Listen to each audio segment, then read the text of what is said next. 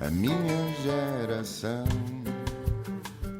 Este país também devia ser para novos e é por isso que temos em estúdio um jovem reformista, ou pelo menos com muitas ideias para reformar instituições, autarquias e situações. Nasceu em Cascais, em 96, filho de mãe brasileira, carioca e pai português, alentejano de Gema, de Estremoz. Passou a infância entre Cascais, o Alentejo e o Algarve. Conheceu o ensino privado na realidade estereotipada de Cascais e o ensino público às portas do Cacém. A casa onde vivia nessa altura foi apanhada nos escândalos do BCP e teve a péssima experiência de ser despejado pela polícia. A vida continuou e tudo ficou bem. Sempre foi de ciências, apesar de adorar história e geografia, mas no secundário teve uma professora de português que o fez aprender a gostar de ler, escrever e a explorar o gosto cultural. Equacionou engenharia química, civil, física, até acabar no curso de administração pública, que não terminou. Os pais não lhe pagaram estudos, não era elegível para bolsa, trabalhou em call centers, passou pelo imobiliário, pela hotelaria, deu explicações e quando finalmente teve dinheiro, entrou no curso de Direito, na Clássica, também por concluir. Sempre foi bom aluno, os pais nunca lhe pediram para fazer os TPC, era o rapaz da turma que passava às cábulas e por isso sempre imaginou seguir o percurso dito normal. Aos 26 já viajou por Espanha, França, Alemanha, Luxemburgo, Bélgica, Itália e Estados Unidos e tem um especial interesse pela política norte-americana que acompanha desde a chegada de Barack Obama à presidência. Considera-se um nerd político, adora a parte aborrecida da coisa, que é discutir políticas públicas sem superficialidade. Diz que é um tecnocrata e que em Portugal há tanto para fazer. Daniel Romão, muito bem-vindo. Obrigado, Diana. Se tivesses um cognome, diria que eras Dom Daniel, o reformador. Por onde começar, Daniel? Segurança Social, Sistema Nacional de Saúde, Educação, Ensino Superior, Habitação, Administração Pública, Ordenamento do Território. O que é que reformavas em primeiro lugar, se pudesses? Se pudesse reformar alguma coisa, não é? E se os jovens da nossa geração pudessem reformar alguma coisa, acho que deveríamos olhar primeiro para a parte aborrecida daquilo que é o ordenamento do território.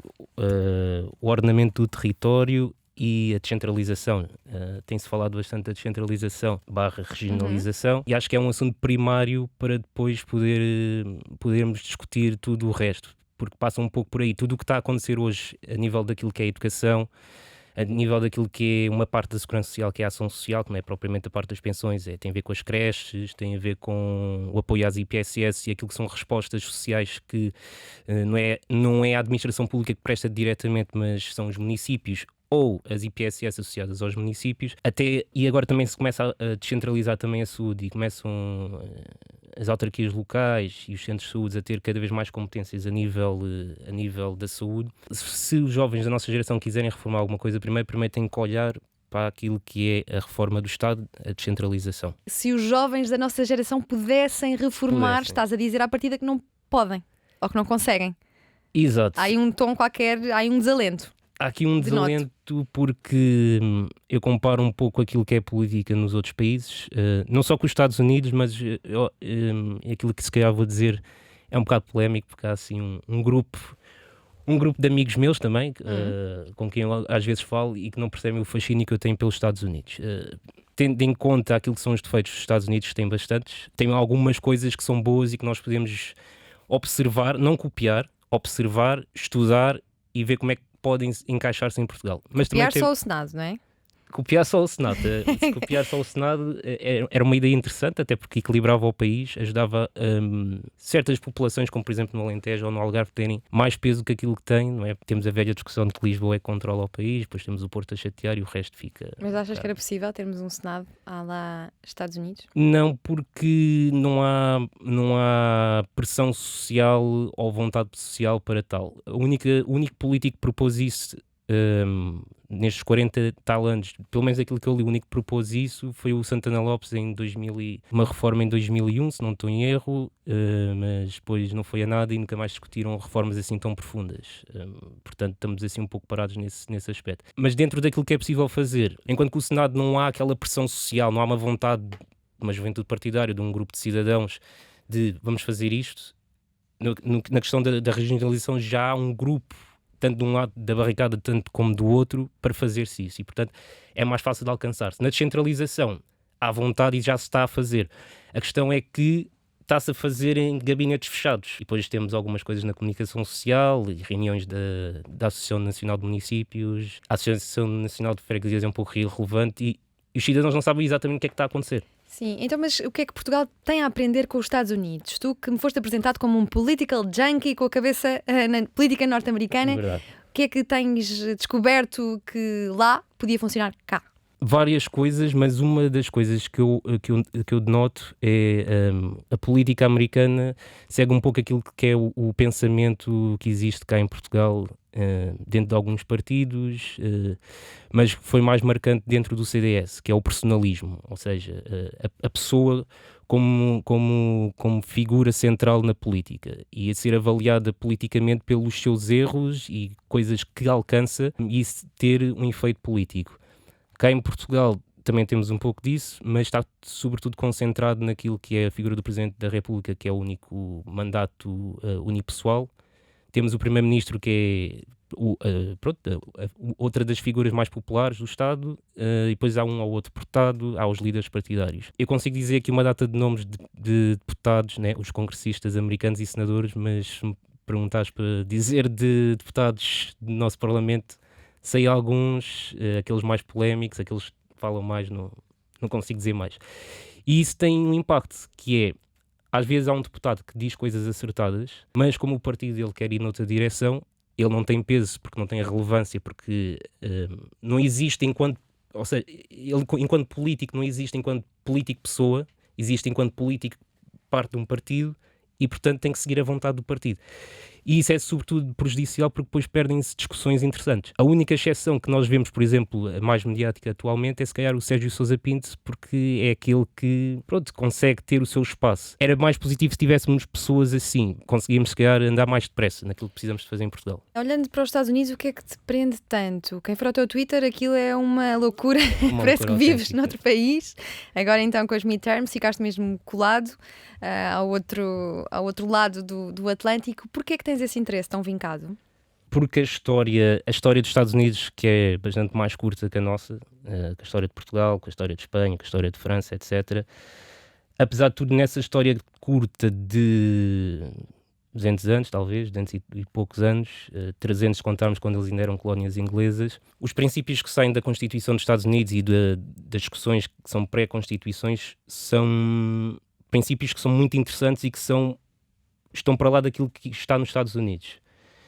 Alguns desses princípios estão na nossa Constituição da República, estão noutras constituições, na francesa, etc. E eu guio muito por isso. Será que o Sistema Nacional de Saúde nosso é melhor que o dos Estados Unidos ou não?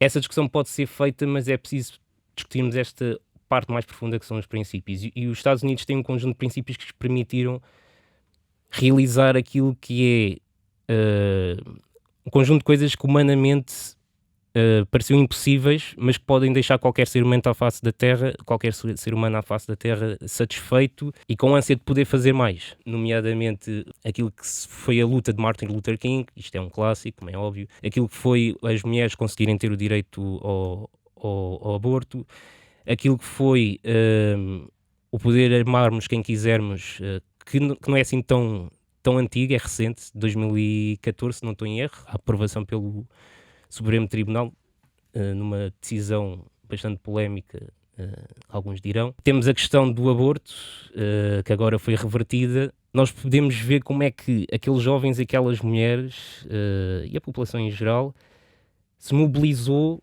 para salvar a democracia, como diz o Biden, é discutível, não é? Mas se mobilizou para votar no Partido Democrata quando todos os dados davam que o Partido Democrata ia levar com uma onda vermelha, que não aconteceu. E isso é inspirador para coisas que possamos ter que enfrentar em Portugal, ou não, e para coisas, não só o combate, digamos assim, aos extremos, mas para podermos fazer depois a parte que é chata e que é necessária, que é as reformas. Às vezes nós gostamos de discutir aquilo que é, não gosto daquele lado, não gosto do outro, colocar-nos em barricadas, mas depois não conseguimos discutir aquilo que é necessário fazer. Os extremos crescem muitas vezes quando não conseguimos ter essa discussão à mesa. E queria perguntar se já foste ser o Alexander Hamilton, o musical, imagino-te Não vi. na fila da frente a vibrar Ainda não vi. com o pai fundador da história mais recente dos Estados Unidos, mas sei que tens uma grande paixão pelo Kennedy. Porquê? Ele deve ser o presidente dos Estados Unidos mais mitificado, Exato.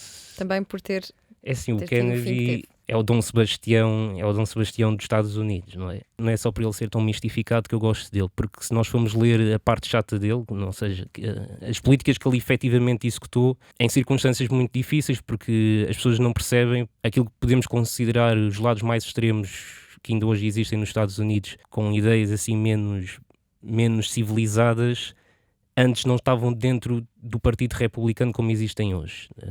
E eram mais representados no Partido Democrata. E o Partido Democrata era uma espécie de coligação entre os industriais e progressistas das grandes cidades e os industriais do Norte e os solistas, que têm a malta do algodão e que defende um tipo de sociedade não igual naquilo que é fundamental. E ele, mesmo com essas circunstâncias, conseguiu aprovar muita coisa que foi feita, tanto que quando ele morre e o vice-presidente dele ganha, que é o Lyndon Johnson, ganha com aquilo que, como se diz na política americana, num landslide, ganha quase todos os estados. As pessoas normalmente atribuem isso ao facto do Kennedy ter morrido e que havia um grande coro nacional, etc. Não, porque ele ganhou com esse landslide, como se diz na política americana, porque o Kennedy efetivamente produziu um conjunto de políticas onde os Estados Unidos estavam a crescer 7% ao ano ou 8% ao ano. Comprar uma casa seria o correspondente a comprar uma casa hoje por 50 mil euros. Uma casa grande, não é? Nós estamos a ver aquele estilo de vida americano nos subúrbios, etc. Não é? Era fácil ter 2 carros, ter os filhos na escola e mandá-los para a faculdade, e o Kennedy conseguiu produzir aquilo que era o efetivo sonho americano. E conseguiu fazer uma transição daquilo que era uma economia de guerra, que o Eisenhower, o presidente anterior republicano, que foi o líder das forças americanas na Segunda Guerra Mundial, não conseguiu, e vinha de uma grande inflação e de uma economia a não crescer, não é? Em recessão, e conseguiu transformar aquilo num boom económico que durou durante 10 anos, até o período de Nixon, com alguns anos, alguns semestres em que não cresceu. E, portanto, o Kennedy não é só um mito, ele tem efetivamente um conjunto de políticas que funcionaram. E depois tem toda a persona dele, porque eu sigo uma página que é associada à biblioteca presidencial oficial do Kennedy. Os presidentes americanos têm todos, creio eu, pelo menos os mais recentes, uma biblioteca presidencial, e eles têm uma página no Twitter que faz citações do Kennedy. E o homem era um presidente filósofo, e ele operava um pouco a este nível. Ele olhava a política ao ponto de vista dos princípios, dos valores, daquilo que é o fundamental, para depois construir a parte técnica. E hoje aquilo que nós vemos muitas vezes os nossos políticos é que não há essa reflexão, não é? Do que é que a pessoa pensa do ponto de vista fundamental, e temos que andar ali um pouco a descodificar. E por isso é que acho que há muitas pessoas que não se interessam muito pela política, porque não há essa conexão com aquela coisa mais ampla. No início da nossa democracia, nós efetivamente tivemos algumas figuras que tinham essa persona. Sá Carneiro, Mário Soares, o Adriano Moreira, que agora faleceu, tinham essa persona, nós sabíamos o que é que eles pensavam do ponto de vista filosófico, do ponto de vista dos valores. E por isso é que havia essa conexão. E agora não vejo que tenhamos. Sim. Ou pelo menos não é tão claro. Já percebemos que, de facto, os Estados Unidos te apaixonam, portanto vou-te dar mais uma. Vou alimentar mais essa tua paixão. Mais uma pergunta. Olhando agora para a política recente dos Estados Unidos, para os 3 últimos presidentes. Para Joe Biden, Trump, Barack Obama. Okay. Como é que tu podes, assim, de forma sintética, se conseguires, explicar como é que tem sido este carrossel na presidência dos Estados Unidos? Eu incluiria também o Bush, porque é um pouco importante, porque o Bush faz aquilo que é uma das transições mais importantes, que é a América é uma superpotência hegemónica, não tem opositor. A União Soviética a União Soviética desapareceu há 10 anos, cerca de 10 anos, e o Bush vai herdar esse Estado. Temos o 11 de setembro, que é um dos eventos mais marcantes para mim. A minha mãe conta-me, e eu lembro-me, nós às vezes parece que temos aquelas memórias quando éramos assim muito pequeninos. Eu devia ter cerca de 4 anos, não estou em erro, e lembro-me de ver aquilo, e depois dos anos subsequentes, das reportagens, etc., de ver aquilo e ficar tipo do género, o que é que se está a passar? E este marco é importante porque eu também gosto bastante de cinema. E agora as pessoas não vão perceber muito bem porque é que isto pode estar relacionado. O Kennedy é o mais cinematográfico também. É verdade. Não, mas isto está relacionado porque eu estou teoria do cinema também, ou do storytelling, como quiserem chamar, e gosto de ler essas coisas, não é?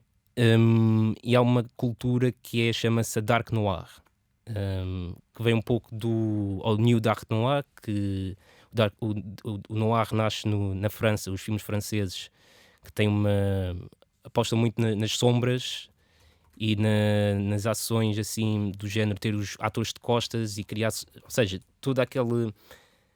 criar aquele ambiente assim um pouco obscuro, que era um completo contraste daquilo que era o cinema americano, que era brilhante, eram os filmes dos cowboys, eram os filmes com muito sidekick, pain reliefs, etc. Nós temos muitos filmes sérios sobre assuntos sérios em que nos dá vontade de rir, mas se repararem, a partir do 11 de setembro tudo muda. Os filmes começam a ter tirando aquele início que temos ali, Piratas das Caraíbas e Harry Potter, etc., mas os filmes começam a ter um tom mais negro. E o próprio Harry Potter, à medida que vai evoluindo, vai apanhando esta onda que existe em Hollywood, não é? Vai existindo em Hollywood, e todos porque os realizadores conhecem-se e vão falando, vão discutindo estas coisas e começam a copiar as ideias uns dos outros. E começa a surgir esta coisa que é o New Dark Noir, ou Dark Noir americano. Temos isso, por exemplo, nos novos filmes do Batman os do Christopher Nolan, que são um completo contraste em ponto de vista do tom em relação àquilo que é os originais, os primeiros Batmans dos anos 80, etc. Isto é importante porquê? Porque isto afetou não foi só o cinema, afetou a maneira como se faz reportagem, como se fazia reportagem de televisão, reportagem de rádio, e depois quando começa a surgir o YouTube, começam a surgir também figuras como o Michael Moore, que vai ser o principal opositor dos mídia ao Bush. Começam a romper os escândalos daquilo que se passou no Iraque e que se estava a passar no Afeganistão, das estruturas, Guantánamo, etc. E vem o Obama. E o Obama tenta romper com isso tudo. Aliás, é uma das principais promessas de campanha dele. E para quem não se lembra, na altura, ser contra a invasão do Iraque ou contra a guerra no Iraque era uma coisa... Não era mainstream. Era corajoso, e lembro-me da Hillary Clinton e o Joe Biden, na altura foi um dos concorrentes contra o Obama, de dizerem que ele era inexperiente exatamente por causa disso, porque não eram as posições dominantes.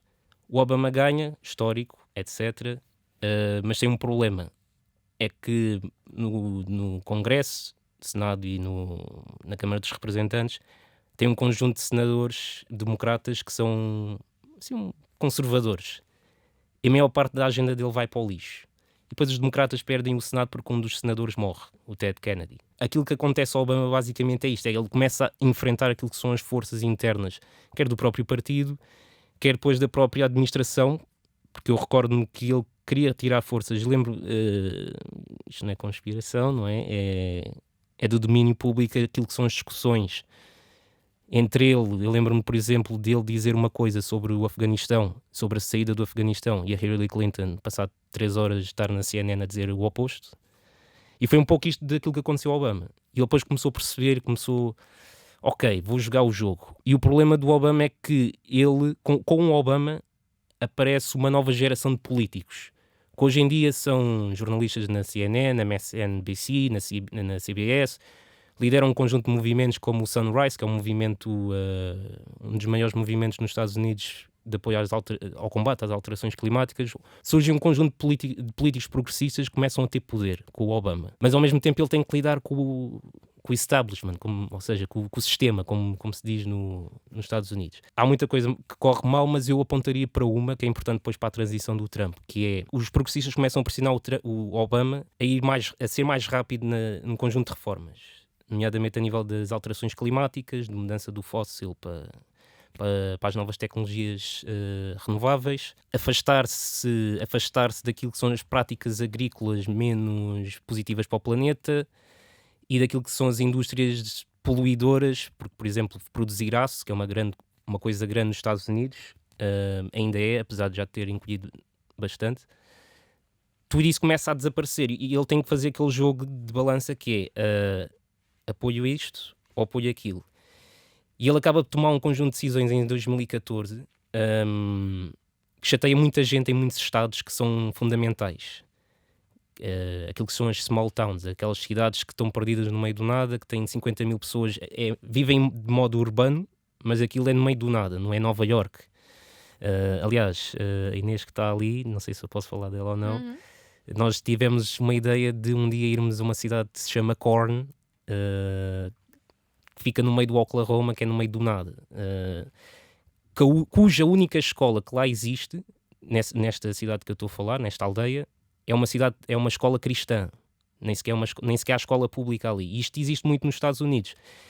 E o Obama havia pessoas que, não estando convencidas, deram um voto de confiança ao Obama, quer em 2008, quer em 2012, ficaram chateadíssimas.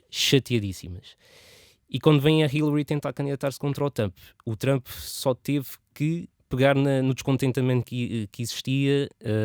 Não foi só pegar no descontentamento, porque nós não percebemos, mas fazer uma campanha nos Estados Unidos, especialmente de nível presencial, é uma operação. Ter uma equipa de 20 mil pessoas a baterem 1 milhão de portas num prazo de um mês, são coisas assim do género. E o Trump tinha um mega grupo, com muita gente com quem eu discordo das ideias, mas que são pontos operacionais, e conseguiu ganhar. O Trump, há pessoas que dizem que se não fosse a Covid, que o Trump não tinha perdido. Eu discordo porque o Biden, apesar de ter aqueles lapsos, as pessoas se calhar não sabem, mas o Biden era gago quando era jovem.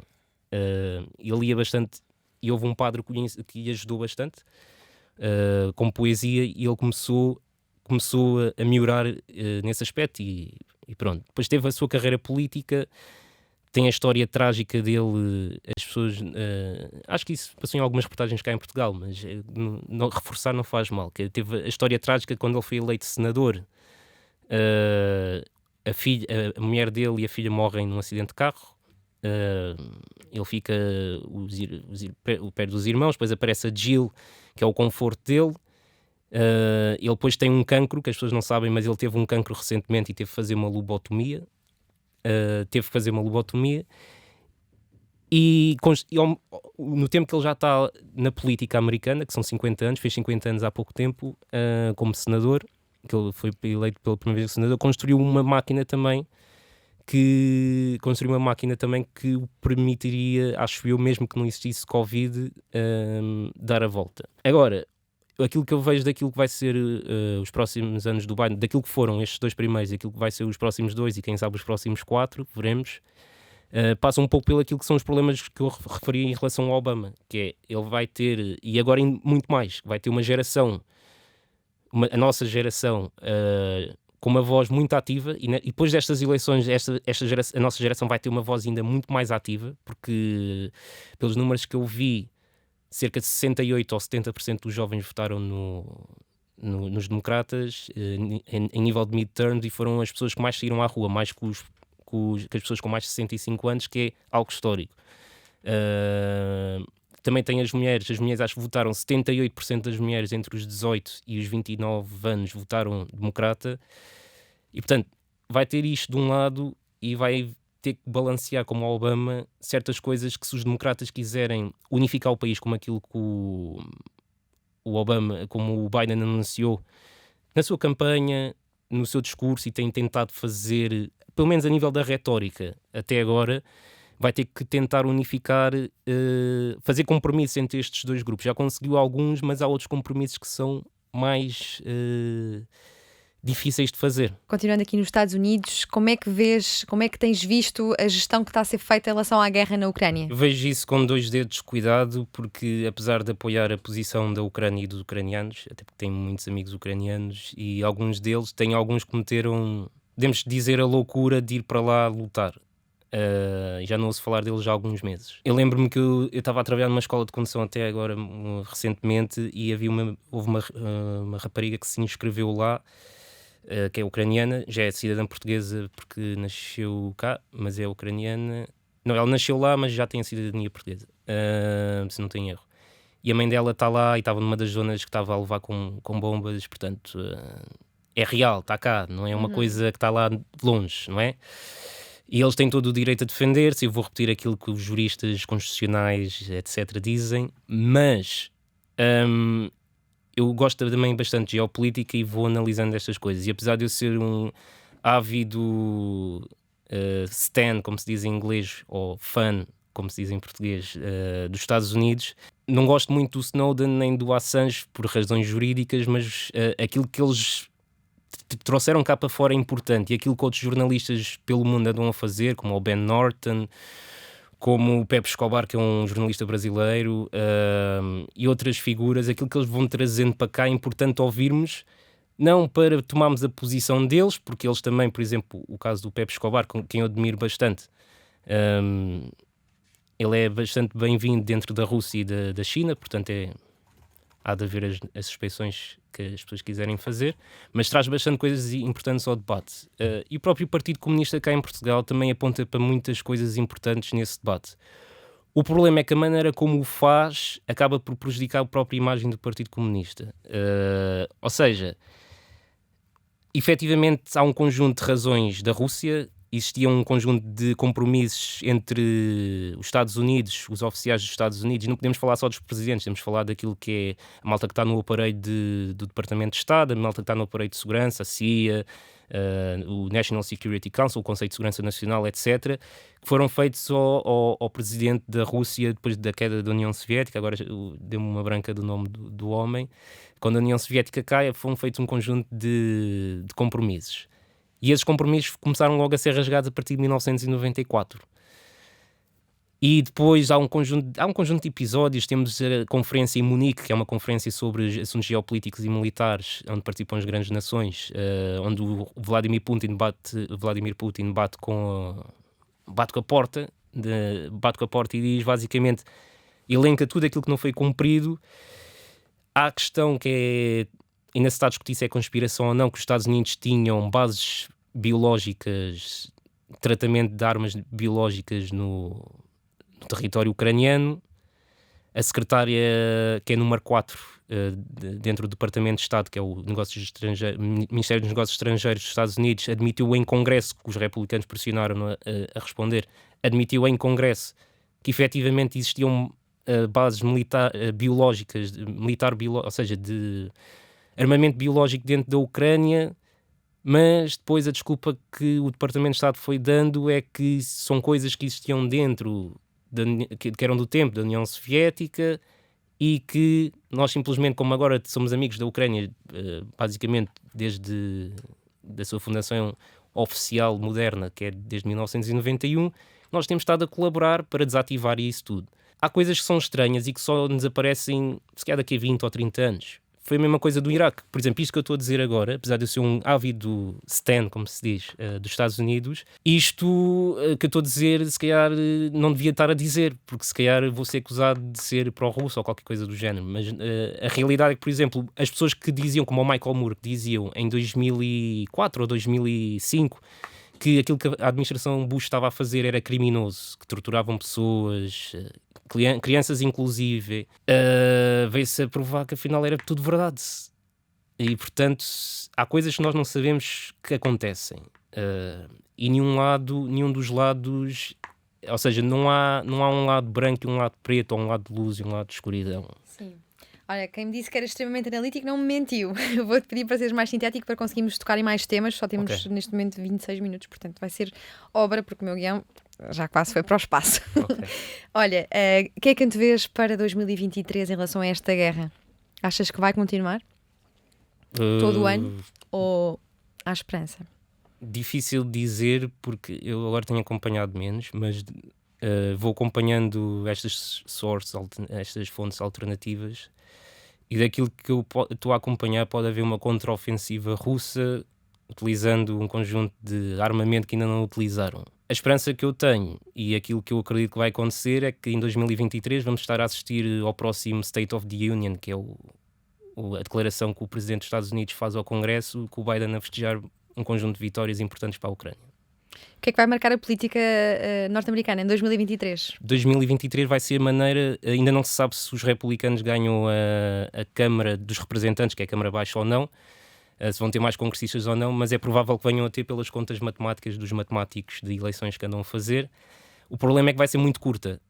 E dentro do Partido Republicano, a maior parte dos congressistas são pró-Trump, apesar de já se ter percebido que o Trump é demasiado mau para o Partido Republicano. Só que eles precisam dos eleitores que não são do Partido Republicano, são do Trump. E o Kevin McCarthy, que pertence àquilo que é a categoria dos Rhino, que é republicanos apenas no nome em inglês, que é aquilo que o Trump, é assim que o Trump lhe chama. Vai ter um dia, vai ser difícil conseguir controlar aquela gente toda. E depois há a possibilidade de haver eleições especiais, que é porque aqui não acontece como em Portugal, nos Estados Unidos não acontece como em Portugal, que é se um deputado deixa de ser deputado porque vai para ministro ou porque já não apetece ser deputado, digamos assim, vem um substituto da lista. Ali não, ali tem que haver uma eleição especial. Este ano, se não estou a errar em termos de números, houve 7 eleições especiais onde os republicanos ganharam 2 e os democratas 5. Portanto, pelos números que estamos a ter, basta haver 4 eleições especiais em sítios assim, mais swing, ou seja, mais podem calhar tanto para um republicano como para um democrata, para os democratas tomarem maioria. E aquilo que vai marcar a política, vamos ouvir falar bastante de Hunter Biden, que é o filho do Biden. Ele tinha 2 filhos, um deles já faleceu, que é o Beau Biden. O Hunter Biden, vamos ouvir bastante falar dos negócios dele, das aventuras dele com mulheres e substâncias. Portanto, aquilo vai ser um freak show, basicamente. Olha, quando é que te mudas para os Estados Unidos? Olha, por acaso, É uma ideia ou queres manter-te aqui à distância e seres o nosso especialista em política norte-americana? é uma decisão que eu, por acaso, essa pergunta que me fazes é uma pergunta que é um bocado difícil, porque eu ando a ponderar bastante. Eu sou daqueles que, infelizmente, pondera em emigrar. Não é surpreendente, tendo em conta o contexto nacional para os jovens, não é? E eu estava a ver ontem, porque eu costumo fazer estas pesquisas, e estava a ver uma oportunidade de trabalho que era num hotel em Aspen City, no Colorado, que é uma cidade no verão faz calor e no inverno aquilo é um resort de ski. Portanto, tem sempre trabalho, digamos assim. É uma zona bastante cara para quem vive. Para os trabalhadores há opções de emprego de renda barata, e eu estive a ver quanto é que eles pagavam. E eles pagam $23,50 por hora. As horas extras são pagas 1,5 vezes, que dava 34 ponto qualquer coisa por hora. E fazendo 50 horas, porque na hotelaria, já trabalhei na hotelaria, uma pessoa acaba sempre a fazer horas extra, eu estive a ver uma pessoa consegue ganhar ali facilmente 5.000 euros. Como é que vai o dólar? Isto para fazer conversão para quem Não é nos está a ouvir e não acompanha. É que o dólar neste momento está mais forte que o euro. Vai manter-se assim em 2023? Não sei, depende daquilo que o BCE fizer, mas pelos fundamentos económicos que existem, acho que se vai manter e ainda se vai reforçar. Olha, de que forma é que o 11 de setembro te marcou, tendo em conta que tinhas 6 anos? Não sei, porque é uma coisa estranha. Aquilo que os meus pais me contam é que estavam a ver televisão, se não me engano acho que era a SIC, e de repente houve aquela interrupção especial porque aliás era a SIC Notícias, a SIC Notícias tinha acabado de nascer, e houve aquela interrupção especial porque não estava a passar, estava-se a passar qualquer coisa que ninguém sabia. E eu acompanhei aquilo tudo, eu estava sentado no chão a brincar com os meus Hot Wheels e Legos e coisas do género, e fiquei do género... Não sabia o que é que estava a acontecer, não é? Pronto, e à medida que eu fui crescendo, fui lendo sobre aquilo, fui vendo os vídeos, porque as pessoas não têm noção daquilo que foi, posso dizer, propaganda que nasceu depois daquilo. Ainda hoje há sempre um documentário, há sempre um filme, há sempre uma história, há sempre um filme, por exemplo, que não tem nada a ver com guerra, mas há sempre uma menção ao 11 de setembro e há sempre uma espécie de discriminação contra pessoas de Médio Oriente. Isso ainda está muito presente. E isto acho que marcou a nossa geração bastante, de formas que nós, se calhar, não percebemos conscientemente. E a mim marcou-me ainda mais, se calhar, porque eu procurei ativamente informação sobre isso. Sim, vamos agora apanhar um voo transatlântico para Portugal, que também te ocupa boa parte dos pensamentos e preocupações. O que é que antevês? O que é que vai acontecer em Portugal em 2023? Eu estou a apostar tudo que este vai ser o primeiro episódio da minha geração de 2023. É difícil dizer, mas o prognóstico que eu faço é que vamos continuar a ter mais do mesmo. Casos de corrupção, a discussão sobre porque é que o PRR não tem lá linha férrea e coisas assim do género. Não que essa discussão seja má ou não, o problema é que depois, eu sou muito adepto do Pacheco Pereira e concordo com aquilo que ele diz, que é, depois não se discute como é que resolvemos isto, não se discute. Sim, tu dizes que se discute de forma superficial a Superficial. política em Portugal. Porquê? Superficial. Como é que se pode melhorar o nível da discussão política em Portugal? Eu acho que passa primeiro por quem são os líderes dos movimentos, muitos movimentos que são bottom-up, ou seja, que nascem nas bases, nascem de vontade espontânea, de grupos de amigos, etc., às vezes acabam por ter um apoio de alguém mais acima. E muitos destes eu agora se calhar entrava aqui também para a questão do clima. E vou tentar ter cuidado com aquilo que eu digo, porque é um tema que está bastante na voga nas últimas semanas. E parece que o culpado é António Costa e Silva. Exato, quando o ministro é o Duarte Cordeiro, mas pronto, são coisas da vida. Só porque o homem foi CEO da Partax, que é uma empresa petrolífera, mas pronto. E a discussão que se faz, eu vi um cartaz, eu acompanhei a informação hoje de manhã, tentando saltar um pouco dos Estados Unidos, porque os votos estão a entrar demasiado devagar, e portanto eu vi um cartaz que dizia fim ao fóssil ao capitalismo. E as mensagens que existem são um pouco neste sentido. E eu discordo, e acho que quem dá apoio a este tipo de manifestações, e eu sou solidário também com este tipo de manifestações, porque elas ajudam a criar, ou seja, ajudam a dar foco à discussão para depois podermos então começar a discutir coisas sérias. E agora falta estes movimentos começarem a discutir coisas sérias. Vi o rapaz que foi a um canal de televisão e houve gente a criticá-lo no Twitter e no resto da comunicação social. E este tipo de movimentos tem que ter atenção a isto. A narrativa que eles constroem é bastante importante. E eles têm que construir a narrativa séria. E há um conjunto de coisas que eles podem pressionar, agora que já têm mais atenção, digamos assim, podem pressionar para haver mudanças. Eu trouxe aqui uma coisa, este foi o assunto que eu mais falei, até porque é um assunto que dedico bastante tempo mental, etc., que é em relação, por exemplo, à reciclagem. Sim. Agora, há uns dias atrás, acho que saíram uns números da APA, que é a Agência Portuguesa do Ambiente, sobre a reciclagem em Portugal. E Portugal continua a não cumprir as metas. E a Comissão Europeia já ameaçou Portugal, isto passou nas notícias, mas ninguém ligou. Ameaçou Portugal já de colocar um processo a Portugal no Tribunal Europeu. Não sou especialista em direito europeu, mas Ainda? é um processo... é um processo que basicamente pune Portugal e pode reter fundos europeus por causa de não agir sobre este assunto. Porque a lei europeia, e depois que é transposta para a lei portuguesa, basicamente diz que há uma meta que é suposta alcançar no ano X e tem que se tomar ações para isso. Depois há um conjunto de tolerâncias, etc. E Portugal sucessivamente não cumpre com isso. Neste preciso momento, em Portugal, apenas dos resíduos urbanos, que são cerca de 5.300 milhões de toneladas, apenas 21% é reciclado. Pois há uma parte que não é reciclado, não vai diretamente para a reciclagem, mas que é aproveitado para ser preparado para ser reciclado. Portanto, os valores assim que a APA dá é 33%. A meta que Portugal se comprometia para o ano 2020 ou 2021, se não estou em erro, é já estarmos cerca nos 48% ou 45%. Estamos muito atrás. A meta que temos para 2025...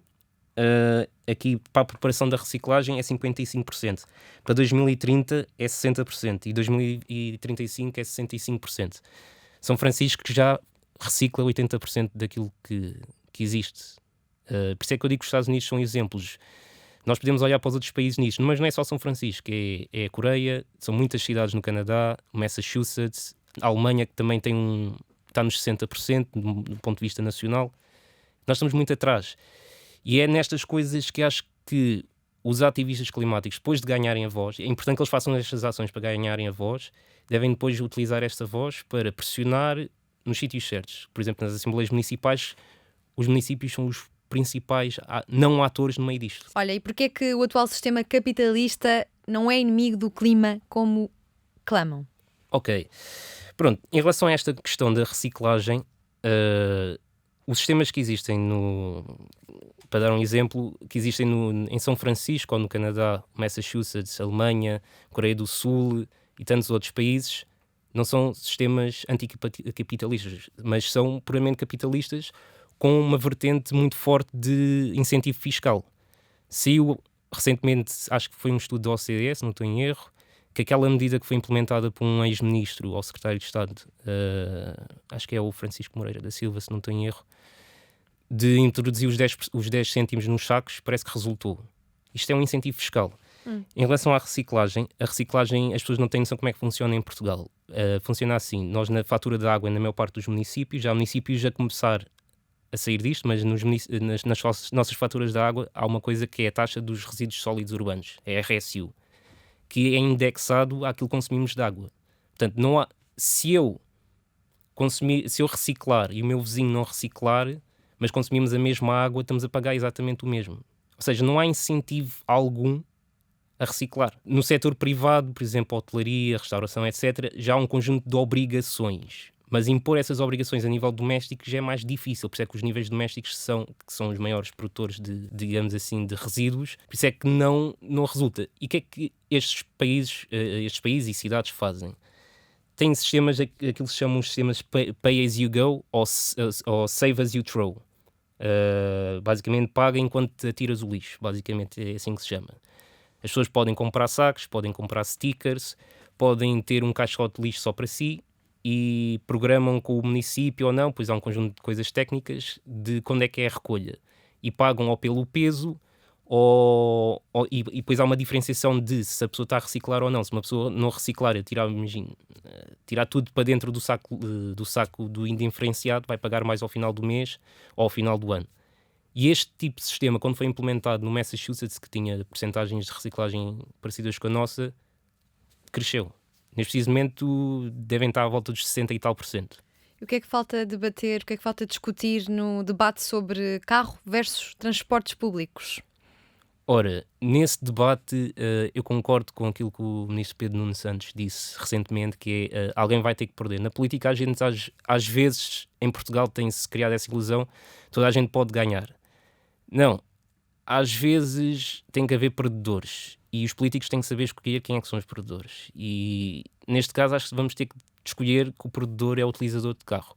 Mas eu ia com cuidado neste debate porque eu, por exemplo, agora estou a morar numa zona que aquilo é perto da entrada do Alentejo, é ali na zona de Canha, para quem conhece, que é município de Montijo, ali para as zonas de Alcochete, etc. E se eu não andar de carro ali, ou não apanhar o transporte à hora exata, estou tramado. E as pessoas que moram ali, têm que vir trabalhar para Lisboa ou para outros sítios, têm que ter o carro. Portanto, este debate tem que ser feito com cuidado. Mas há coisas que têm que ser feitas para melhorar os transportes públicos e o transporte público tem claramente que ganhar sobre o transporte individual. Tem que ser feito esse esforço. Quando debatemos esta oposição, devemos ir para outros quadrantes. Por exemplo, a nível daquilo que são as receitas dos transportes públicos, por aquilo que é o planeamento das cidades, etc. Nestes dois assuntos eu diria uma coisa, é que normalmente quando se planeia, a nível dos municípios fazem os planeamentos do território, aqui vamos construir isto ou aquilo, ou aqui pode-se construir isto ou aquilo, os transportes são sempre colocados de parte, nunca fazem parte da discussão. E a nível daquilo que são as receitas de transportes, a maior parte das pessoas pensa que os transportes públicos são rentáveis, mas não são. E aquilo que acontece na maior parte dos países, Hong Kong, ou cidades, Hong Kong, Nova York, Miami, Japão, etc., não é receita operacional, ou seja, o pagar o passe ou o ticket, que faz com que o sistema possa funcionar. Em Nova Iorque, por exemplo, uma parte dos impostos sobre o consumo ou sobre o rendimento pessoal vai diretamente para os transportes, ou um imposto semelhante ao IMI que vai diretamente para os transportes. Em Hong Kong e no Japão, por exemplo, há compra de terra e depois quando aquela terra chega à altura de desenvolver aquela terra, constrói-se prédios, etc. E, portanto, as estações são feitas de maneira a que as pessoas vivam próximas do transporte público e isso vai sustentando o crescimento do transporte público no Japão, e Hong Kong é parecido ao modelo do Japão. E, portanto, no debate político em relação ao transporte público versus transporte individual, tem que se começar a abrir um debate mais holístico para além daquela mera discussão do não, o carro não podes entrar com o carro em Lisboa ou não podes, ou tem que se sustentar os transportes públicos em Mértola. tem que se discutir estes assuntos com seriedade, com a parte aborrecida. Como é que vieste para a RTP hoje? Olha, vim de transporte público, apanhei o 4704, que me deixou no Oriente, encontrei depois? a Inês e depois apanhei o metro até aqui. Muito bem. Olha, eu vou chamar esta conversa Daniel, o reformador, de que falei no início desta conversa, e vou propor-te um exercício que é, vamos aqui reformar várias instituições em Portugal, e eu gostava de começar pela Segurança Social, e peço-te que sejas Ok, vou ser relativamente sintético. sucinto. Vou ser sucinto em relação a isso. Este é um tema que eu tenho estado a escrever bastante sobre ele e tido discussões com alguns professores de direito e de outras áreas. A Segurança Social tem um problema que é, nós conhecemos histórias de muitos reformados que ganham 400 euros ou menos que isso, etc. E depois temos pensões altíssimas, nos valores de 5 mil euros, 6 mil, 7 mil. E aquilo que nós vemos noutros países, França, Espanha, Estados Unidos, etc., que não são propriamente países socialistas ou comunistas, têm um mínimo da pensão, que em França, pois obviamente há sempre umas exceções, mas em França é cerca de 928 euros, e depois tem um teto máximo de pensões. Na Suíça também existe esse teto máximo de pensões. E cá em Portugal não há nenhum político que tenha coragem de impor um teto de pensões. E o único partido que começa a falar disso é o Chega. E por isso é que, não sei, preocupam-me estas coisas, porque é o único que fala em aumentar o mínimo, a pensão mínima, e colocar este tipo de teto. Essa discussão existe lá, mas não existe nos outros partidos. Passos Coelho tentou implementar reformas parecidas com isso, mas não conseguiu. Ouvi dizer que simpatizas com todos os partidos, assim, nem que seja um bocadinho. Também com o Chega? Eu não simpatizo com o partido Chega. Quero dizer isto de forma bastante clara. Mas simpatizo com pessoas que eu conheço do Chega, alguns que eram do CDS, outros não eram de partido nenhum, outros que eram do PSD, até conheço alguns que eram do PS, portanto não é um mito, como dizem. Ainda não conheci nenhum que seja do PCP ou do Bloco, mas poderão existir. E conheço-os, tenho discussões com eles, discussões políticas, discussões que não são tão políticas, e há que perceber o que é que existe do outro lado para tentarmos não comprometer, mas não deixar que roubem causas. Como eu disse, por exemplo, o Chega já está a roubar causas que são tipicamente de esquerda, e o mesmo aconteceu em França, nos Estados Unidos, etc. Avançamos aqui com o nosso Plano Nacional de Reformas, não dos pensionistas, mas de reformar o que se passa em Portugal, e avançamos para o SNS. Tu dizes que o SNS não é tão bom como pensamos que é. Qual é a reforma que propões para o SNS? Eu aqui vou falar dos Estados Unidos, que é para me pôr a casa a arder. Surpreendente. Para pôr a casa a arder, que é quando se fala no sistema nos Estados Unidos, não se pode falar tanto no sistema, porque na verdade aquilo são N sistemas. Existem N sistemas. Temos alguns principais, como o Medicare, que é para os reformados, peço desculpa. Temos o sistema de saúde dos veteranos, que é semelhante ao SNS e ao NHS, ao sistema britânico, exato. E depois temos um conjunto de coisas que existe, administrada pelos Estados, mas financiada pelo Estado Federal, que é o Medicaid, que é para as pessoas que não têm tantos rendimentos, onde nos Estados republicanos geralmente é pouco financiado. Pronto, é assim. E depois temos o CHIPS, que é para as crianças, que inclui uma data de coisas. E nos Estados Unidos também há uma tendência para o CHIPS e para o dinheiro de Medicaid, que é suposto ir para as pessoas mais desfavorecidas, favorecer aquilo que é a classe média. Acontece bastante isto também em Estados democratas. Ou seja, nos Estados Unidos há mais uma... Ou seja, não de apoiar quem está abaixo, mas dizer, se queres ser apoiado pelo Estado, tens que subir mais um bocadinho, que é para poderes ter apoio. Só que depois chegamos a Boston ou Massachusetts, e o sistema deles é uma espécie de sistema nacional de saúde, é uma espécie de sistema nacional de saúde de sonho, onde inclui coisas cá que o PS já bloqueou, que o PCP e o Bloco, por exemplo, chumbaram o orçamento por causa desse tipo de coisas, como a inclusão da saúde oral, a inclusão da saúde visual, o financiamento daquilo que são as especialidades. Muitos hospitais não têm especialidades porque há uma contratualização externa e, portanto, não se investem em esses hospitais terem capacidades internas, e aqui estou a falar de equipamentos, estou a falar de terem médicos especialistas naqueelas áreas.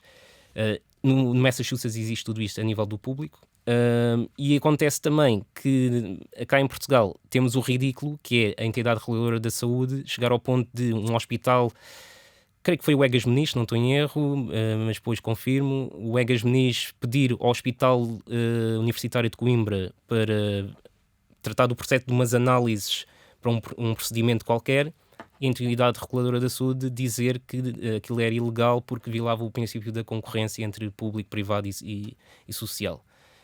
E, portanto, como me dizem que o Sistema Nacional de Saúde é muito bom, eu digo que ainda está a dar os primeiros passos para se tornar verdadeiramente muito bom. Nasceu das suas cores políticas. Exatamente. Nasceu nas minhas António cores Arnaud. políticas. Foi António Arnaud, que aliás é uma das minhas... a seguir ao Kennedy, é uma daquelas figuras que está lá emoldurado, por assim dizer. Ele tem um discurso fantástico que ele fez em Braga à juventude socialista, que eu já coloquei, apesar de ter muitos amigos de direita, há alturas em que dá-me assim na cabeça e coloco lá nos stories, que é para eles levarem com aquilo, e depois eu levar com os comentários nas DMs. Porque, lá está, indo um pouco ao início da conversa, o Arnaud, quando fala das razões dele, porque é que ele acredita neste conjunto de políticas, não é aquela velha história retórica de bater na direita, etc. Não, ele fala dos princípios. Ele diz que o socialismo é uma ética e depois explica porque é que o socialismo é uma ética. Ele diz que o socialismo é sempre a ideia mais renovada do mundo, apesar de ser a mais antiga do mundo. Depois vai buscar aquelas coisas retóricas que às vezes se utilizam, um pouco falaciosas, que é Jesus Cristo era socialista também, e outro conjunto de figuras que às tantas podem não parecer socialistas, também eram, e que os democratas cristãos, não é, também são tão socialistas e que às vezes são mais socialistas que os próprios socialistas. Portanto, o Arnaud é muito bom a utilizar estas coisas. E ele criou um sistema nacional de saúde, que para a época era bom, para aquilo que era necessário. E o Serviço Nacional de Saúde tem tido uma evolução boa, ou seja, tem evoluído ao longo destas últimas décadas. Só que depois bloqueou a partir de um conjunto de alturas, e tanto o PSD como o PS têm trabalhado para que ele não evolua mais.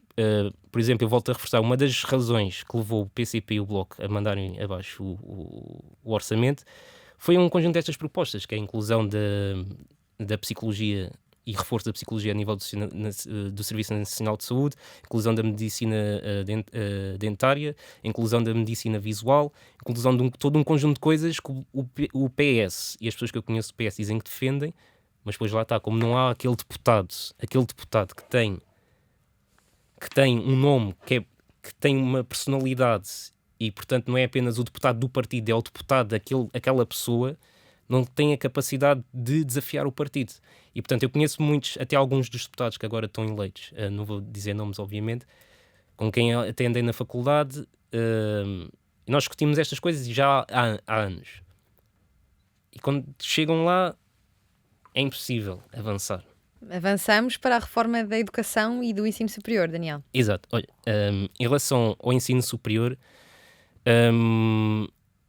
eu tenho um conjunto de ideias que são fundamentais, que eu acho que é... para já, Tem de ser breves essas ideias, pode ser? as residências universitárias, isto é um pouco, se calhar, já repetido, têm que efetivamente aparecer.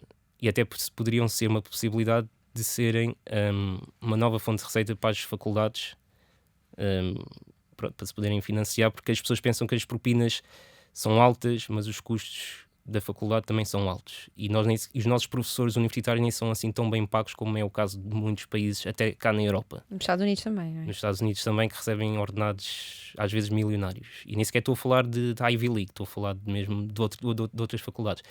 E depois é preciso que comece a surgir, já começou a surgir, mas com mais força e com impulso, se calhar do próprio governo, seja ele que cor for, de semelhante àquilo que a Nova tem feito, que a Nova tem espalhado polos aqui pela zona de Lisboa e a zona de Setúbal, etc. Há faculdades politécnicas que têm feito o mesmo, por exemplo, o Politécnico de Setúbal tem espalhado, vai abrir agora, por exemplo, o Politécnico de Setúbal vai abrir um novo polo em Sines, bastante importante para aquilo que está a acontecer em Sines. E devia de haver um incentivo e financiamento para mais essas coisas aconteçam. E outra reforma que é aquilo que eu falo com colegas e com professores é que às vezes os alunos vêm do secundário e parece que não estão preparados para a faculdade.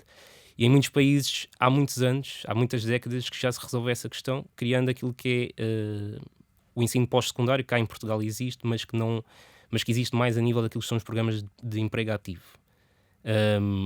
Por exemplo, muitos juristas que eu conheço nos Estados Unidos, tive até uma reunião com uma rapariga por causa de uma coisa da faculdade de Direito Comparado, e eu estive a falar, antes dela tirar o Juris Doctor, que é o equivalente à nossa licenciatura, tirou uma espécie de bacharelato em artes, que eles chamam bacharelato em artes, que é, vão aprender história, literatura, filosofia, sociologia, economia, todo esse tipo de coisas que são fundamentais, porque o direito depois toca em muitas coisas, e se é verdade para o direito, é verdade depois também para muitas áreas. Por exemplo, nós temos a questão da medicina e das áreas ligadas à saúde, que não aderiram ao Bolonha, ou pelo menos ao Bolonha de forma dura, digamos assim, porque senão seria um desastre, não é? Estamos a falar de salvar vidas, não estamos a falar propriamente de brincar. E acho que o processo de Bolonha foi bastante mau para o nosso sistema universitário, mas já estamos dentro dele. Mas acho que esta questão do ensino pós-secundário é uma forma até de parar aquilo que está a acontecer, que é, apesar das propinas estarem a baixar, e mesmo que as propinas cheguem ao zero, aquilo que vai acontecer é que as famílias mais ricas e aqueles que são da classe média é que vão continuar a ir para a faculdade. E esse problema tem que ser encarado de forma séria. A nível da educação, eu sou bastante defensor, por acaso, é aqui como... lá está, eu vou buscar coisas aos vários partidos. Aquilo que o CDS defendia, que era a liberdade educativa, e tivemos aquela questão dos coletes amarelos, das t-shirts amarelas, por causa das escolas privadas que perderam os subsídios e os contratos de programa com o Estado. O problema do CDS, nesta questão em concreto, mas nas outras também, é que eles nunca explicam o que é verdade educativa, e depois propõem coisas superficiais como um voucher. Olha, o voucher. A esquerda às vezes também faz isto, que é o voucher da cultura, o voucher dos museus. Ok, mas como é que isso se concretiza tecnicamente? O voucher dos museus que é uma coisa mais fácil de concretizar. Agora, o voucher de educação. Ou seja, eu posso estudar na escola onde eu quiser, seja público ou privado.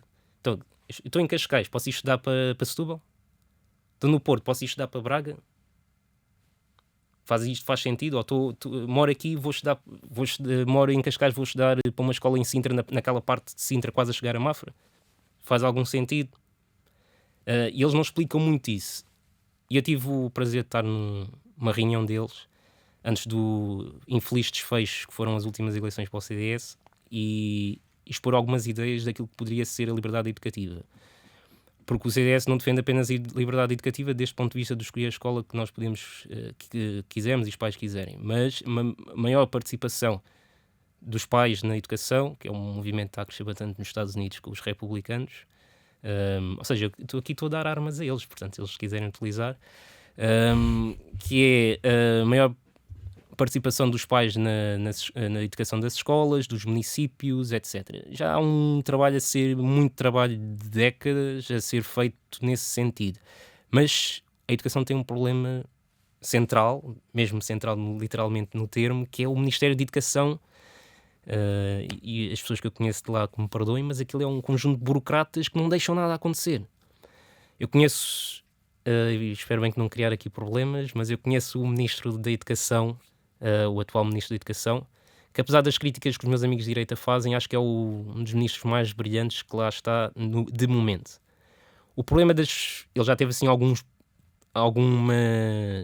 tropeções pelas coisas que disse, mas o problema dele é um problema que é típico de todos os ministros e que o Nuno Crato também teve, e que outros ministros, a ministra anterior, Lourdes Pintacil, que se não tem... Não é... Maria Lourdes Rodrigues. Maria Lourdes Rodrigues também teve, que é... Há um conjunto de burocratas dentro do Ministério que não deixa nada acontecer. A discussão que mais existe, e eu vejo esta discussão tanto na direita como na esquerda, que é, o ensino tem que parar de ser um ensino do estilo industrial, que é o professor expositor e o aluno obediente, que é o fabril, o aluno fabril, não é? Portanto, há o supervisor, que é o professor, o supervisor fabril, e depois temos os alunos, que são os operários, e têm que cumprir aquilo que o Deus Nosso Senhor professor está a dizer. E há uma discussão de acabar com esse modelo. E quando se propõem coisas, o Ministério não deixa. Olha, já passámos 1 hora, portanto, agora é que eu preciso mesmo que seja sintético, porque tenho algumas questões que tenho pena de não conseguir fazer. Na habitação, há alguma reforma possível? Políticas públicas que resolvam esta situação dramática para a minha geração, para a tua geração? Pois, há. A questão é que é preciso ter coragem e não precisamos de inventar muito. Há uma reforma esta que a primeira que eu vou dizer é um bocado criativa, que é a Segurança Social tem um fundo, que é o Fundo de Estabilidade e Financiamento da Segurança Social, que é uma almofada caso alguma coisa aconteça, como foi o Covid, pagar as pensões, pagar medidas extraordinárias de desemprego, etc. O fundo, neste momento, é um fundo gigante, aquilo tem cerca de 24 mil milhões, só que eles não estão lá parados, eles estão investidos em títulos de dívida nossa, portuguesa, de outros países, estão investidos na Bolsa, como foi o famoso debate entre o Coutinho Figueiredo e o António Costa, em que o Coutinho Figueiredo diz, olha, mas então, temos aqui o fundo da Segurança Social está a investir na Coca-Cola, no Louis Vuitton, é tudo verdade. E depois pode investir em imóveis, cerca de 10%, ou seja, porque depois aquilo tem um regulamento em que diz qual é que são os máximos e mínimos para investir em cada categoria. E pode investir 10% em imóveis. Neste momento, as últimas contas que eu vi, tinha apenas uma carteira de 0,85% da sua carteira estava em imóveis, que dá cerca de 1000, qualquer coisa milhões. Só que nós vamos a ver, e alguns dos fundos onde este fundo da Segurança Social tem imóveis na sua carteira, são fundos que são públicos e estão a atuar no mercado especulativo, contribuindo, por exemplo, a construir habitações de luxo em Lisboa. Não faz sentido. É preciso haver escrutínio nisto. Este dinheiro poderia ser muito utilizado, por exemplo, para ter um pacote maior daquilo que é o pacote que agora foi apresentado pelo ministro Pedro Nuno Santos durante este período de 3 anos. Outra coisa que se pode fazer depois é a questão dos materiais. Há uma discussão forte sobre os materiais, porque nós temos um conjunto de monopólios que, se mudar as regras sobre que tipo de materiais se pode utilizar, muita gente vai à falência e, portanto, não se pode... É preciso olhar para os materiais. E depois, aqui já é mais difícil, porque as nossas instituições financeiras dependem bastante daquilo que são as regras do BCE, mas... e portanto aqui o salto é maior, mas é possível que flexibilizar um pouco aquilo que são as regras financeiras. Já se fez isso nos anos 90, posso dizer que correu mal e por se calhar está tudo traumatizado e não vão flexibilizar outra vez, mas flexibilizar através daquilo que são os instrumentos que se chamam parabancários. Nós, por exemplo, cá em Portugal, nós qualquer coisa, banco, não é? Depois temos a Cofidis e aquelas outras instituições que são as mais conhecidas em Portugal. Mas nos Estados Unidos nós temos muito disto, nós temos mesmo muito disto. E há muito uma cultura nos Estados Unidos do, tenho uma ideia, sei lá, uma ideia de negócio, vou bater ali à porta daquele tipo, né? Tem lá as informações todas no Google e está lá no Twitter e tal, eu vou fazer um pitch da ideia. E também acontece muito isto a nível de financiamento para a habitação. Isto tudo conjugado, depois melhorando aquilo que são os instrumentos de habitação pública, e quando eu digo habitação pública, não é, as pessoas às vezes associam aquilo que é habitação social. E isso é um problema, é um debate que tem que se ter, e tem que se ganhar este argumento para quem quiser ver isto como solução. É preciso ganhar este debate, porque a habitação pública não é necessariamente habitação social.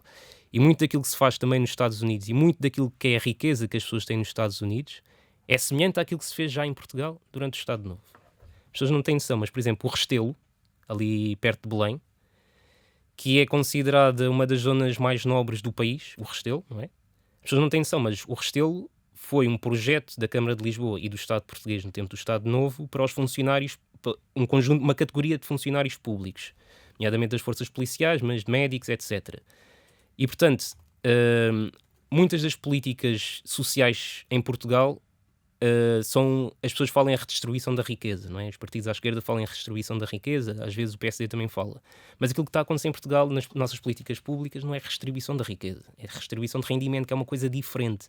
Quando eu vejo às vezes alguns políticos a dizer redistribuição de riqueza, etc. Isto não é redistribuição de riqueza, é redistribuição de rendimento. A verdadeira redistribuição de riqueza são os ativos, é ter o carro, é ter uma televisão, é ter uma casa, pois há ativos que são mais valorizados uns que outros, como é o caso do carro e da casa. E o Estado Novo, apesar de tudo, e isto é trágico estar a dizer isto aqui nesta casa, mas é verdade, foi o único. E depois também tivemos alguma coisa depois do 25 de Abril, por causa das pessoas que vinham das ex-colónias. Houve políticas nesse sentido, depois foi tudo desmantelado nos governos de Cavaco, e agora está-se a tentar retomar esse caminho. Mas pronto, a questão foi esta, é que o Estado Novo construiu habitação pública. No Restelo, naquilo que é hoje Alvalade, naquilo que é hoje, que são muitos bairros aqui na zona de Lisboa, que são bairros considerados bairros nobres, e o esquema jurídico que existia era aquilo que se chama, assim, de uma forma vulgar, um contrato de leasing, que é a pessoa arrenda aquilo durante um certo tempo, e a partir de uma certa altura tem uma opção de compra e pode comprar a casa, se não tiverem cumprimentos, etc. São um conjunto de modalidades legais que têm que ser criadas que não existem ainda em Portugal. Olha, ordenamento do território, só te deixo responder se me deste 3 tweets. 3 tweets. Já estão aqui, já recebi aqui. Ok, ordenamento do Eu tenho território. que me ir embora, tenho uma consulta às 5. Ok, ordenamento do território. Nós começámos até a falar sobre isso, sobre o ordenamento do território. Sim, e sei que perdes muitas horas a analisar o nosso ordenamento Sim, em Portugal, que não é dos melhores. não é dos melhores. Nós temos muita falta de mapas, o que não nos permite criticar muito os políticos a esse nível. E, sobretudo nas câmaras municipais, que é onde a maior parte da ação neste aspecto funciona. Nos Estados Unidos há uma comunidade que eu sigo bastante, que eles produzem mapas e aquilo nunca mais acaba. Aquilo é mapas e mais mapas. Cá em Portugal não acontece tanto. Mas o nosso ordenamento do território tem algumas incongruências. E isto fruto de muitos dos instrumentos que nós temos são recentes, as pessoas não têm noção, mas o PDM, que é o grande instrumento, ou aquilo que podemos considerar a grande lei municipal, apesar de não existir lei municipal, porque aquilo é um regulamento, mas tem valor de lei, é o grande instrumento que é feito de 10 em 10 anos pelos municípios. E, por exemplo, eu lembro-me de ir a uma Assembleia Municipal em Cascais, em 2015, quando havia a revisão do PDM, que já vinha atrasada, já vinha com uns 10 anos de atraso. Mas pronto, ou seja, o primeiro PDM foi feito pelo PS quando esteve na Câmara, que foi em 95. Depois, em 2005, não se fez PDM e só se fez aquilo depois lá em 2015, ou etc. E foi a única vez que eu vi uma Assembleia Municipal onde as pessoas se mobilizaram e havia uma guerra aberta quase com o Presidente Carreiras. Obviamente que o Presidente Carreiras tem o seu mérito, tem os seus argumentos, mas foi a única vez que eu vi política ativa com cidadãos a nível municipal. E porquê é que o ordenamento de território é importante? Porque muitas das coisas que acontecem, se aparece um prédio de luxo ali que faz subir as rendas, ou se as rendas são demasiado caras, ou se há um esgoto aberto, a céu aberto, em cidades como a Amadora, ou poluir a praia de Cascais, ou sei lá, ou em Mértola, etc., tudo isso deve-se àquilo que é o ordenamento do território, que não tem tanto a ver com o governo, tem mais a ver com as câmaras municipais. Olha, olhando aqui para as tuas referências, professor Sousa Lara, Paulo Otero, Jaime Nogueira Pinto, não sabia que era possível ser do PS e ser-se fã de Jaime Nogueira Pinto, com tantas referências e tão distintas, porque é que tomaste o passo tão vinculativo de militar num partido como o PS? Eu li a Carta de Valores do Partido Socialista, que foi já é antiga, depois que foi renovada, e identifiquei-me com aquilo. Obviamente, depois, na prática, nem sempre é aquilo que pronto, não é preto no branco naquilo que está escrito. Eu gostava de fazer uma declaração de interesses, eu gosto bastante essas 3 figuras. O professor Paulo Otero, se calhar, é o menos polémico, porque não diz tantas coisas polémicas, é professor de Direito Constitucional na Faculdade de Direito. Turma B, mas na minha altura. Exato, acho que agora está na turma A. Na minha altura era o Jorge Miranda na turma A e Paulo Otero na B. E são pessoas que, apesar de eu discordar de muita coisa, mas muita coisa mesmo, lá está, têm a coragem de expor os valores deles e de explicar aquilo que gostam. O professor Jaime Nogueira Pinto não foi meu professor, mas já fui a aulas dele e gosto daquilo que ouvia, no sentido da maneira como ele expunha as coisas. Por exemplo, também gosto bastante do Durão Barroso, e eu sei que isto é polémico, porque uma vez foi a uma conferência do Estoril ali em Cascais, e eu saí de lá mesmo com aquela sensação que se ele me tentasse vender uma pedra da calçada da rua, eu comprava aquilo por 1000 euros, de falar a sério. Porque o homem é genial a falar, a expor. E o professor Sousa Lara, infelizmente ele acho que já se jubilou e já se reformou, portanto já não deve dar aulas, ainda não fui lá ver. E é com pena minha que eu nunca não fui à última aula dele, porque basta irem a 3 aulas do professor Sousa Lara, saem de lá a rir. Porque o homem é um Trump, digamos Mas assim. estás a fugir à questão. Porquê fechaste num partido tendo em conta todas estas referências políticas? Tu és contra o aborto, contra a eutanásia, ainda que consideres que sejam assuntos da privacidade de cada um, porque então estar num partido socialista? Pronto, em relação a isso, tenho que dizer que o Guterres também é contra o aborto e a eutanásia, só para me defender. O Guterres não está aqui. Mas meus colegas e amigos dentro do PS sabem que, aliás, dentro do PS, as minhas 2 maiores figuras, para além do Arnaud, é o Guterres e o Mário Soares. Podemos dizer que são assim mais à direita do partido, por assim dizer. Mas aquilo que no fundo me levou a juntar-me ao PS é porque eu gosto muito de discussão, como já deu para perceber, gosto da parte analítica da coisa. E apesar de eu ter os amigos no CDS, no PSD, etc., eu tenho que lhes dizer isso, que é eles não percebem nada daquilo, por assim dizer. Porque não há sumo dentro do PSD, há algumas, não há sumo, não sai cá para fora. E é laranja. E é laranja, exato. E pior no CDS. E dentro do PS já fui a muitas, sei lá, convenções, aquelas congressos, aquelas tretas. Encontraste mais sumo no PS, é isso? Muito mais sumo. Muito mais sumo. Muito mais mesmo. Olha, falta alguma reforma? Esqueci-me de alguma coisa. A administração pública, não é? Sim.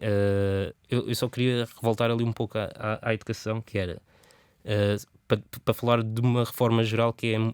Muito rapidamente. Eu queria fechar o capítulo das reformas. Que é...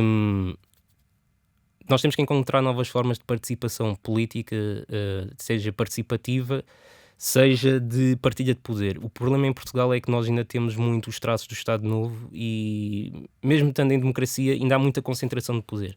Há concentração de poder dentro dos partidos. Os partidos, as direções nacionais, temos sempre aquela discussão de quem é que faz as listas. Há muita concentração nos níveis superiores da administração pública em alguns ministérios.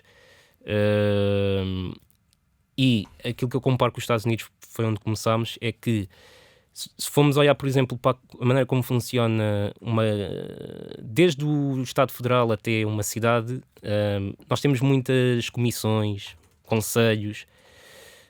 Cá também temos conselhos da juventude, conselhos municipais de segurança, conselhos municipais da juventude, conselhos municipais da cultura, tudo e mais alguma coisa. Mas só que são órgãos consultivos sem poder algum. A pessoa vai lá, diz umas coisas, ok, gostámos bastante da tua ideia, até amanhã. Nos Estados Unidos não. Nos Estados Unidos, quer as agências, e eu quero focar-me só nos Estados, não no Estado Federal, que é uma coisa diferente, mas nos Estados nós temos, por exemplo, os governadores nomeiam, por exemplo, o secretário que vai tratar da conservação da natureza. Estive ontem a ler sobre isso, no Wisconsin. E o secretário tem autonomia para fazer as coisas que deve fazer, mas depois há um grupo de cidadãos que ou é eleito ou é nomeado, tem que ter a confirmação do Congresso local, né, do estado do Wisconsin. E aquele grupo de cidadãos está ali a fiscalizar o trabalho do secretário da Conservação da Natureza, não é apenas um órgão consultivo. Eles fazem regulamentos, fazem políticas, o que é que se pode fazer ou não na floresta, etc. Em Portugal há pouco disto. Nós temos muita gente, muitos até que têm passado aqui por esse programa, que têm ideias super interessantes. Se calhar ouvem a voz deles em palestras e coisas do género, mas a partilha de poder não existe ainda em Portugal.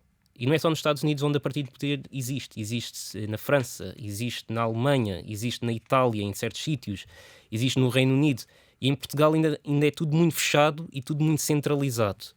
Sobretudo a nível dos gabinetes dos governos e daquilo que são as direções gerais mais poderosas. E assim é difícil. Tu és católico praticante, como é que tens visto a recente discussão pública sobre os abusos sexuais na Igreja?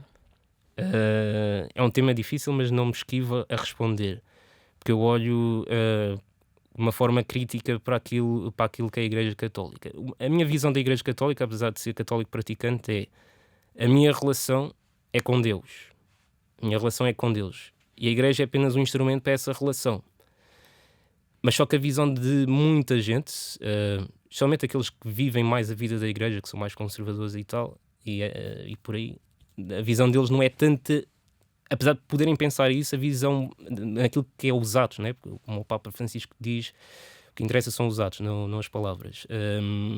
Os atos deles não são tanto nesse sentido. E depois temos a questão de... As pessoas falam da Igreja Católica, mas nós dentro da Igreja Católica temos um conjunto de ordens. Algumas são mais recentes que outras. Por exemplo, os jesuítas são mais antigos. São se calhar os mais conhecidos. Depois temos, se calhar, Opus Dei. Tenho amigos de Opus Dei, não vou falar de nomes, mas não me contam tudo, mas aquilo que podem, do que é que se passa lá dentro. Mas há mais. Estas são as duas principais porque elas estão sempre em guerra. E a razão pelo qual isto está a vir a público é exatamente por causa dessa guerra.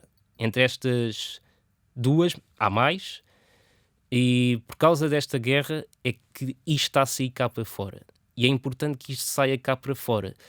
A maneira como eu tenho acompanhado é que, pronto, é mais um momento Borgia da Igreja Católica, mas aquilo que quem é agnóstico, etc., ou é cristão, mas não é praticante, acho que o conselho que eu dava é que critiquem a Igreja à vontade, podem fazê-lo.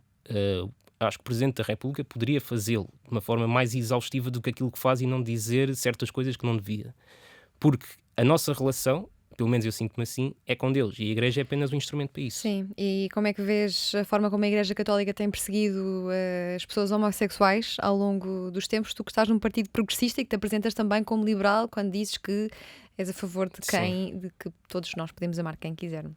Sim, eu quero dizer isto bastante claro. Eu acho que nós temos que ter a liberdade de amar quem quisermos. Isto para que fique claro.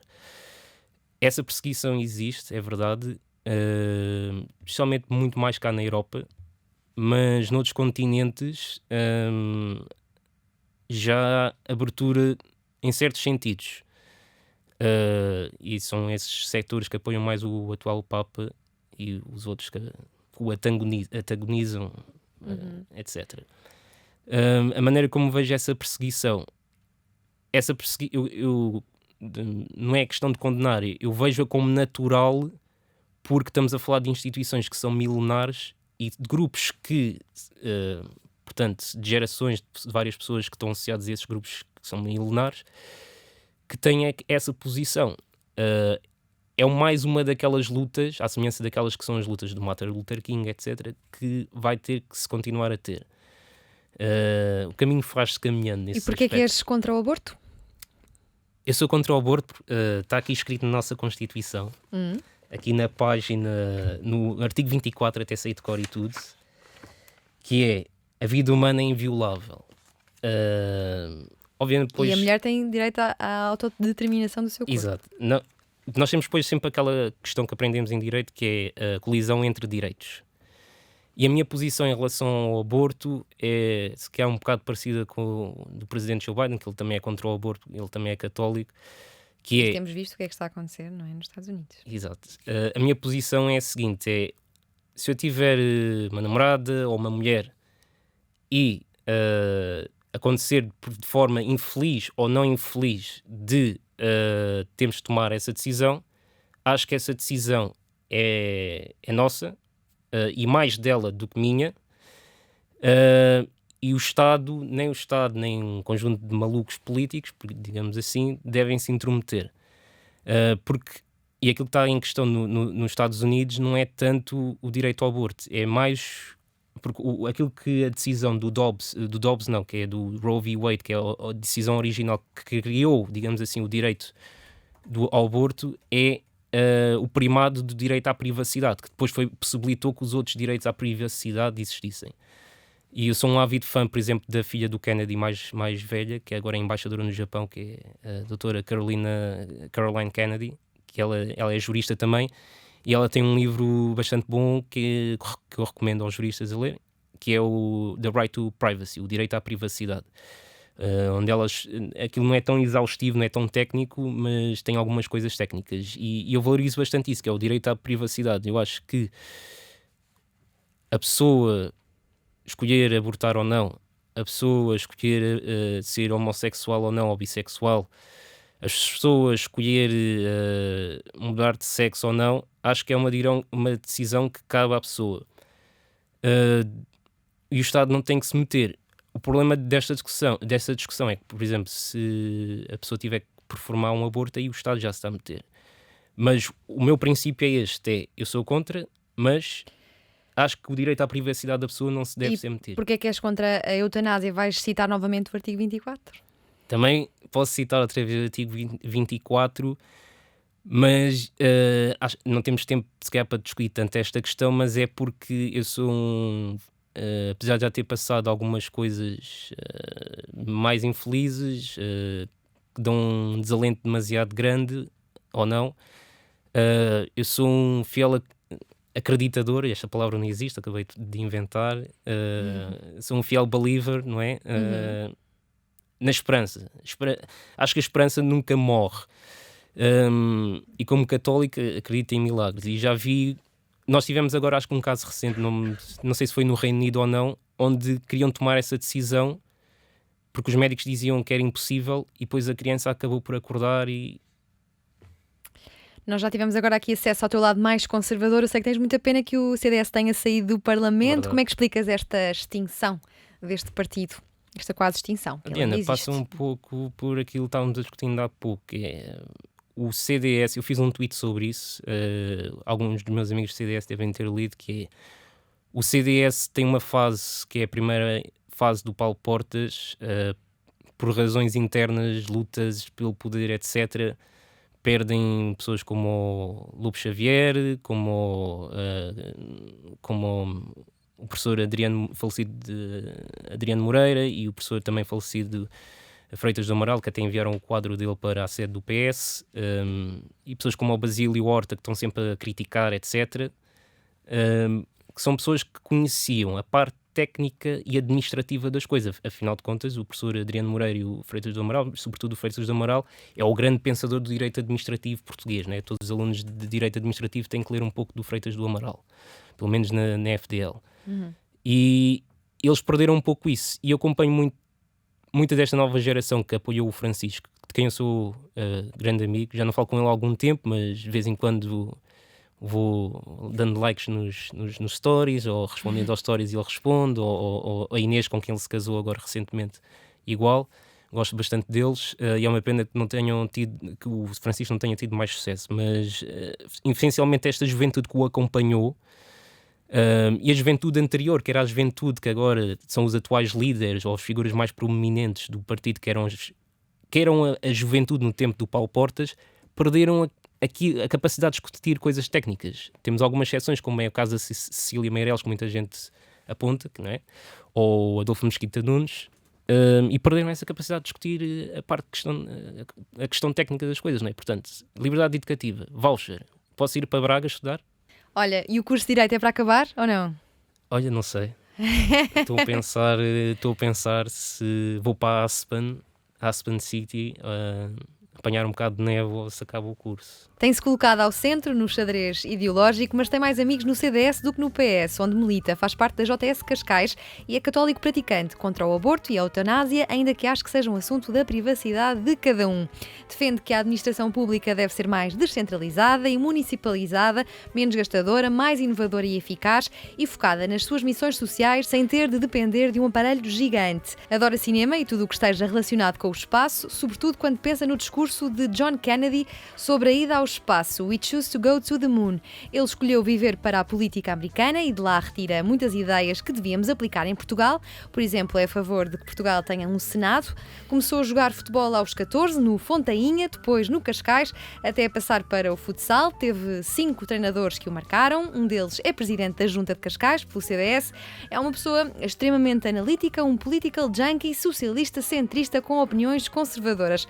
Revê-se nas bases mais antigas do PS e tem muita pena pena que o CDS tenha saído do Parlamento. Passa horas e horas a ler leis, gosta de andar por Lisboa a observar o ordenamento do território e nós só podemos agradecer as análises e observações longas do Daniel Romão na última hora de conversa na Antena 3 e na RTP3. Daniel, obrigada. Obrigado, Diana. Gostou? Obrigado. Foi bom. Foi fixe.